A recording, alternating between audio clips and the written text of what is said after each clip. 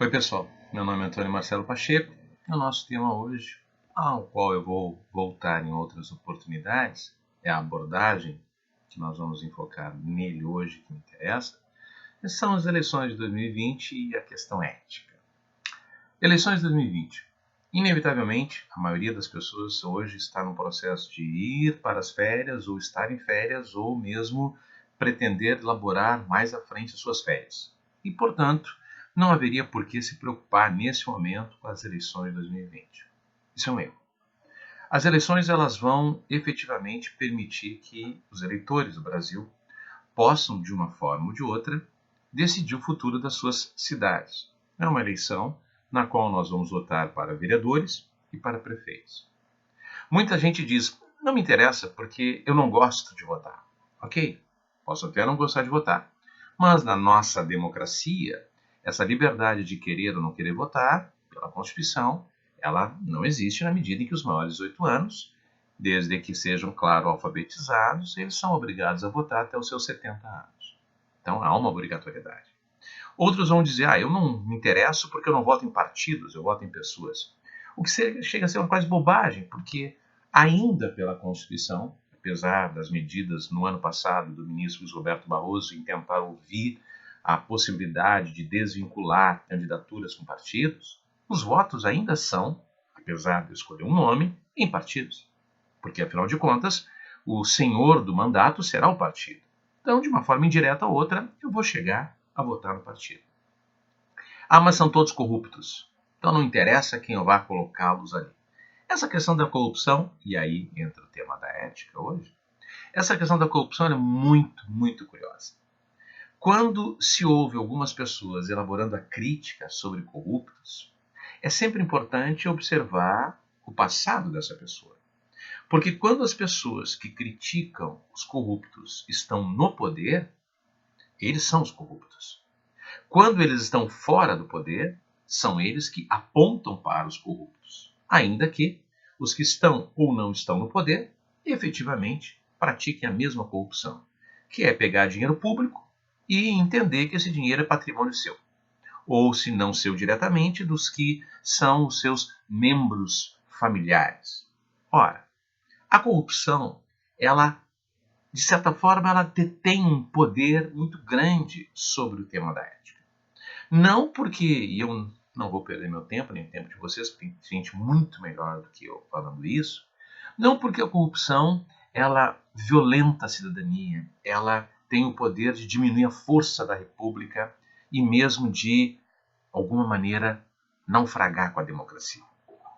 O tema da corrupção, nesse momento relacionado às eleições, é porque a ética, que é um conceito que tantas pessoas ao longo dos séculos vêm lutando para tentar definir, e nenhuma, felizmente, conseguiu ainda fazer uma definição de dicionário, que por sinal é sempre uma definição muito pobre, a ética é aquilo que nos convém na hora que nos convém.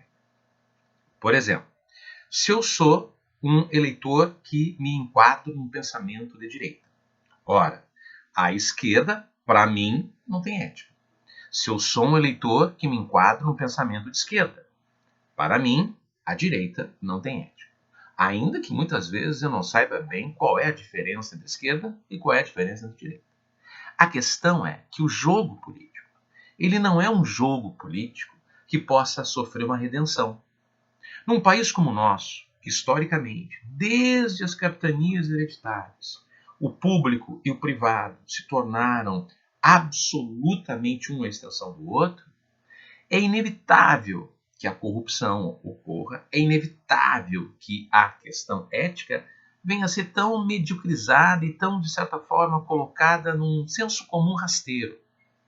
Porque muitas pessoas fazem discursos maravilhosos sobre, por exemplo, Jair Messias Bolsonaro, Donald Trump, etc., Olavo de Carvalho. E tantos outros fazem discursos éticos fantásticos sobre Luiz Inácio Lula da Silva, Che Guevara, Fidel Castro, Venezuela, etc. Todos eles são atores representando um papel num teatro de baixo calão. Esses atores, que ora têm ética, ora não têm ética, eles permitiram que a sociedade se perdesse numa capacidade mais crítica. E esta perda, essa derrota crítica da sociedade, que fica refém desses discursos vazios, acaba muitas vezes se projetando no afastamento e no estranhamento que a sociedade tem com o processo eleitoral. Não há, pelo menos por enquanto, democracia sem possibilidade de partidos. Não há, por enquanto, sistema republicano sem combate à corrupção. E não há, felizmente, nenhuma chave mestre ou mestra, nenhuma possibilidade de um processo redentor, definitivo, escatológico, que venha nos dizer de forma tão límpida e transparente que isto é o certo, isto é errado, isto é bom, isto é mal, isto é o ético, isto é o antiético. As eleições de 2020, eleições próximas, vereadores e prefeitos, vão deixar claro a sujeira que a gente varre para baixo do tapete, principalmente quando nos convém. Quando significa que eu quero a volta do meu partido, ou eu quero a promessa de um melhor emprego, de um emprego para quem eu quero, a possibilidade até mesmo de entrar no serviço público sem mesmo fazer ou prestar o próprio concurso público e tantas outras vantagens, nas quais, nesse momento, eu nem paro para pensar se é ético ou não é, até porque a desculpa será sempre: os outros fazem, porque eu não. Os outros fazem, e porque eu não, é o que tem assassinado toda a possibilidade nesse país da gente tentar realmente observar que quem emite o discurso de certo ou errado, na verdade é um hipócrita, a sua grande maioria. Mas nós que consumimos a hipocrisia votando em pessoas, partidos políticos, simplesmente sem nem saber o que são, somos o quê? Meu nome é Antônio Marcelo Pacheco. É possível sair da caverna no meu canal. O tema de hoje foi, num primeiro momento, eleições 2020 e ética. Um abraço, pessoal. Até a próxima.